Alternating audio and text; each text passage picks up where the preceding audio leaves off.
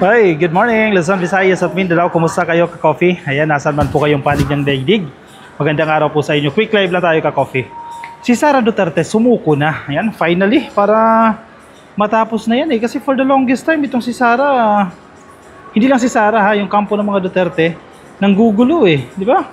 Imbis na tumulong sa administrasyon, nanggugulo. Lalo na yung kanyang mga supporters, yung kanyang mga fans, nanggugulo eh.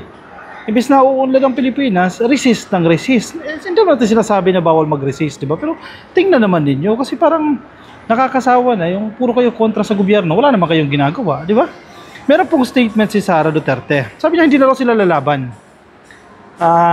Ihahayaan nilang mangyari ang mga dapat mangyari. Ito, kung nakita niyo na yung statement na yan, ka-coffee. Which is, medyo kalmahan nyo kasi. Medyo kalmahan nyo. Tandaan ninyo, wala kayo sa posisyon. Yes, si Sara Vice President dyan, pero hindi siya nagpapatakbo ng gobyerno. Si PBBM ang nagpapatakbo ng gobyerno. Huwag kayo masyadong excited, di ba? Kalmahan nyo lang kasi. Masyado kayong atat eh. Masyado kayong atat sa kapangyarihan. Basahin natin, ka-coffee, itong sinasabi ni Sara Duterte. Kasi kung inyong natatandaan, may nabalita na pong lumabas na maglalabas daw po ng mga search warrant para sa mga ari-arian ni Digong sa mga bahay niya. Kasi may mga reports na natanggap, baka tambak yung mga cash dyan, baka tambak yung mga sandata dyan, mga baril dyan. So magkakaroon daw po ng search warrant. Wala pa tayo nakikitang search na naganap dyan, pero isa sa mga dahilan kung bakit hindi sumama yan si Hanelet Avancenia dyan sa Europa. Siyempre, baka may mga kinakailangan gawin. Alam nyo na, ka-coffee, dyan sa Davao, kaya hindi sumama yan ng Europa. Pero sabi ni Sara Duterte, nagbilin siya sa kanyang mga kapatid. Sabi niya, I mentioned to my siblings that you don't have control over this anymore. At least na-realize nyo. Diba? At least na-realize nyo na wala kayong control sa mga bagay-bagay. Kung si Digong ang presidente, posible meron pa siyang control. Dahil for the longest time yan ang ginawa niya. Kinontrol ng todo ang Pilipinas to the point na maraming namatay. To the point na 30,000 yung binabuhay ng buhay. Pero not anymore. Tapos na kayo sa kapangyarihan. I mentioned to my siblings that you don't have control over this anymore. So I just told them just to secure your valuables and then just allow them to do the search. And then we expect that there will be planted evidence. Ito yung sinasabi ko kanina na magkakaroon po ng mga pagsisearch doon sa mga kabahayan. Kasi napakaraming bahay naman yan eh. Magkakaroon ng paggalugad doon sa kanilang mga ari-arian. Pero hindi pa po verified yan until na wala naman tayo naririnig the official announcement, no? Coming from the Philippine National Police, coming from the authority, na magkakaroon sila ng search dyan. Pero sinasabi dyan ni Sara, i-secure nyo lang yung mga valuables nyo and then just allow them to do the search and then we expect that there will be planted evidence inside the houses. So I told them we will just have to face that as well. O, biruin mo, nag-assume na naman, may pahaging na naman sa gobyerno. Asahan daw po yung mga planted evidence. Ano nangyari? Di ba gawain niya ng tatay niya? Eh di karmang malalayan. Yung ginagawa ng tatay niya, posibleng mangyari sa kanila, assuming na magkaroon nga ng pagpaplanta ng mga ebidensya. Pero I don't think na sa ganitong sitwasyon, gagawin ng administrasyon yan. Hindi naman ugali ni PBBM yan, hindi naman ugali ng Philippine National Police leadership ngayon na plantahan ng mga ebidensya yan. Pero sabi ni Sara Duterte, nag-a-assume siya, nag-e-expect, actually hindi nag-a-assume eh, nag-e-expect siya that there will be planted evidence inside the houses. So I told them, we will just have to face that as well. Eh di lagyan nyo ng mga CCTV yung mga bahay. For sure may mga CCTV yan, o kung kulang pa ng CCTV, dagdagan nyo. Kung may 5 CCTV na dyan, gawin yung 20 para hindi kayo mataniman ng mga ebidensya. Kasi yan ang narrative nila, kahit walang itinanim na ebidensya dyan, palalabasin nila yan, tinaniman ng ebidensya ng Philippine National Police, yung bahay nila, para magmukhang masama na naman itong gobyerno, magmukhang masama na naman ang administrasyon.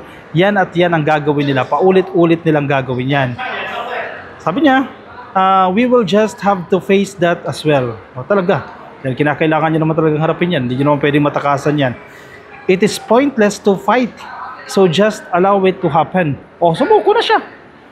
Wala na raw pong punto na makipaglaban pa. So just allow it to happen. So hayaan na lang natin na mangyari yan. Oh, sana ganyan kakalmado kayo. Kasi kung from the very beginning ganyan kayo kakalmado, hindi magiging ganito yung sitwasyon eh. Ang problema kasi gusto nyo agad i-take over eh.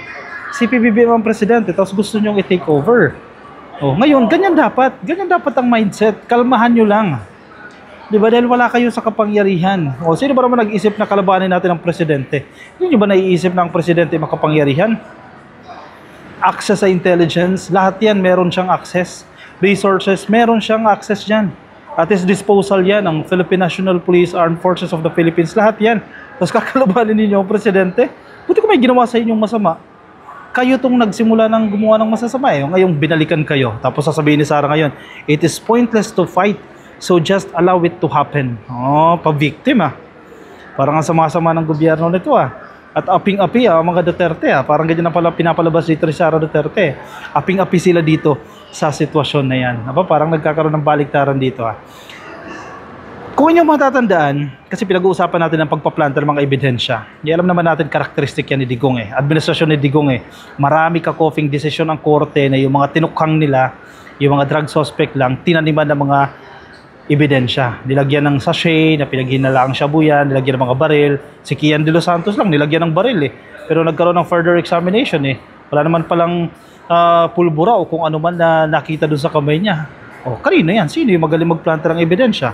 O kaya nasasapul siya dito ni Nasasapul siya dito ni... sir. Nasasapul siya dito ni Yusek Claire Castro Kasi sino ba talaga ang magaling magtanim ng ebidensya? Ito headline ng GMA News Online. Nakikita niyo yan? Palace Exec on Duterte, he is known for creating rumors, planting evidence. Diyan, kilalang-kilala na siya dyan sa pagpaplanta ng mga ebidensya at paggagawa ng mga rumors. Sapul kayo dyan. May nakahanap kayo kay katapat, kay Yusek Claire Castro. Kayo naman pala yung magaling dyan Newly appointed Palace Press Officer Undersecretary Claire Castro on Monday accused of former President Rodrigo Duterte of merely creating rumors and planting evidence. Kung gawain ni Digong yan, magplanta ng mga ebidensya at gumawa ng mga storya, karma sa inyo ngayon yan. Kung hinihinala ni Sara Duterte, natatarima siya ng mga ebidensya, karma sa kanya yan. Kasi gawain niya ng tatay niya. Di ba? Tingnan niyo yung universe kung paano bumalik sa inyo, paano kayo sinusuklian ng universe, bumabalik sa inyo. Yung ginawa ng ama, bumabalik sa anak.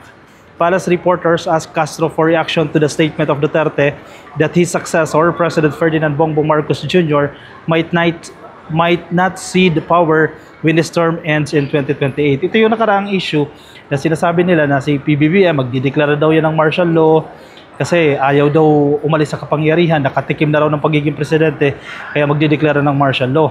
Kumbaga, kakapit na sa kapangyarihan. Pero teka, hindi ba kayo yung kapit na kapit kayo dyan sa kapangyarihan? Di ba?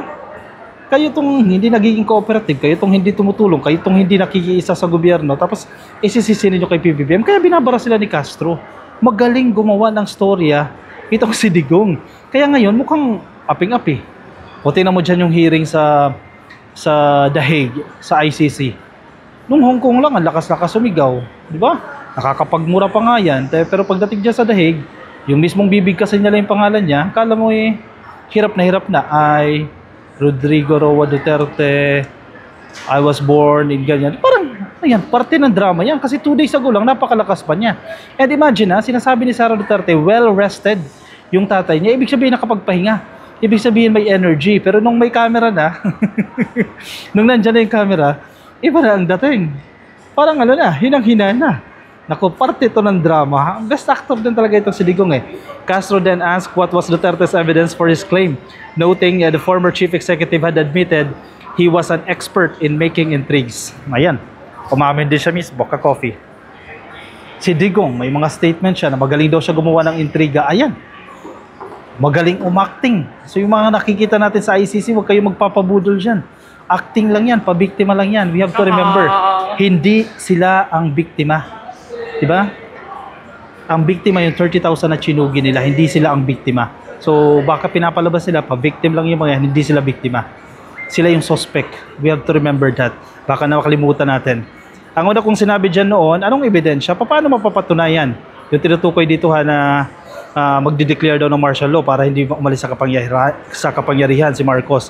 3 lang ang sinabi ko, hindi tayo pwedeng maniwala sa mga pang-intriga lamang na walang ebidensya. At ito naman siguro naman ay matatandaan nyo na noong panahon ni dating Pangulong Duterte, inamin niya, fiscal pa lang siya, expert na siya sa pag-iintriga at pagpaplanta ng ebidensya, sabi ni Castro. Bulgar siya. Siya itong expert. Diba? Ano ginawa nila kay Laila de Lima? Linantahan din ng mga ebidensya, eventually, dineclare ng korte. Hindi guilty si De Lima, pinakawalan din. Tapos ngayon, sasabihin ni Sara Duterte, expect nyo na magpaplanta ng mga ebidensya. Kumbaga, kung pumapasok sa isip nila yan, bihasang-bihasa sila dyan. Di ba yung sinasabi sa kasabihan, kung ayaw mong gawin sa'yo yan, huwag nyong gawin sa iba. Yung problema, kinasanayan nyo na, kaya akala nyo, nagagawin din sa inyo. Feeling ko naman, hindi naman parehas ng karakter si PBBM at itong administrasyon, naging administrasyon ni Digong. Kaya chillax lang kayo ha, huwag kayong masyadong assuming, pinapasama ninyo masyado yung imahe ng administrasyon mukha kayong pa-victim para makakuha kayo ng suporta. Lahat naman yan gearing towards the 2028 elections hinihinog nila si Sara pinapabangon nila si Sara Duterte para maging presidente yan by 2028. Yan ay kung hindi ma-impeach. Diba? So, kilatisin natin maigi ka, Coffee. Yung iba dyan nagpapa-victim lang. Huwag kayong magpadala sa mga pa-victim lang yan dahil gimmick lang yan. Parte lang yan ng drama, parte lang yan ng kanilang intriga. Sige ka, Coffee, i-comment ang inyong opinion, reaction. Baka may mga observation din kayo dyan. Ilagay dyan sa ating comment section para mabasa po yan ng iba natin mga ka-Coffee. Yung mga nasa Facebook, pasuyin na lang ka-Coffee. Please like and follow yung mga nasa Facebook. Yung mga nasa YouTube, click lang po na subscribe dyan sa baba and hit the notification icon para updated po kayo sa ating mga bagong upload. Ako ipansamantala mo na magpapaalam sa inyo ka-Coffee. Maraming salamat po sa mga sumama. Ingat po kayo. Nasaan man po kayong panig ng daigdig. Bye-bye.